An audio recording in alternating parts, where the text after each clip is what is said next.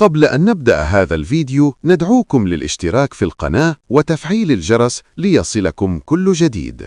المغربي بهذه الكأس بطريقة حرام، لأنه فيه كواليس وأموال حرام صرفت كوش دروات سنة، وبأي طريقة العالم كله شاهد ما حدث في كأس العالم بأسر شهادة السقوط الحر الذي حدث في كأس إفريقيا. هذه لا أخلاقيات لا كرة قدم ولا شيء.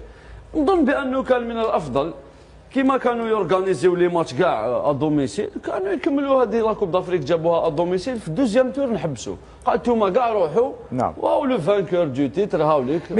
الكثير من اللاعبين في صفوف المنتخب المغربي، ولكن حتى بعده بقي المغرب يحقق سلسلة من الانتصارات، ولو أن الجدل كان يثار دائما حول الطريقة التي يلعب بها المنتخب المغربي، وكانت تكال الكثير من الانتقادات للناخب المغربي وليد الركراكي، ولكن هذا الأداء لم يتحسن كثيرا في كأس إفريقيا.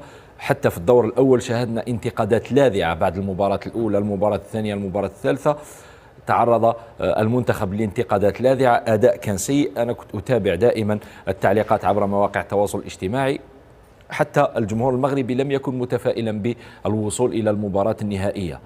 الفارق صنعه المغاربة في تركيزهم الجيد، لم يخرجوا عن المباراة بالرغم من الضغوطات الكبيرة المفروضة عليهم فنيا وبدنيا وحتى إعلاميا وجماهيريا، ولكن كان تركيزهم كبير، لم يخرجوا من المباراة، فآمنوا بقدراتهم إلى غاية ركلات الترجيح التي فيها أكثر تركيزا لم يظهر بالشكل الذي ظهر به، مش فقط في مباراة الجزائر.